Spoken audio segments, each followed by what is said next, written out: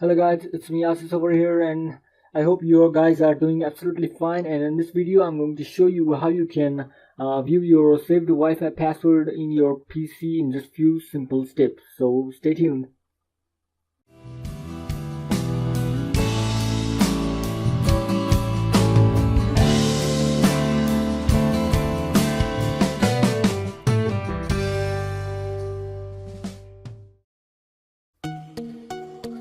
Okay, so let me make sure I'm connected to my network, and I cannot view my password in this network corner.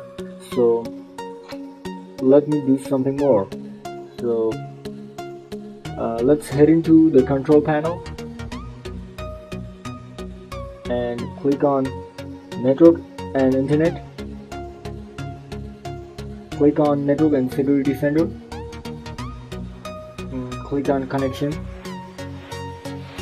and a window will pop up, and you need to click on wireless properties and go to security tab and put a tick on wireless character, show wireless character. Okay, this much guys, thank you, goodbye, take care.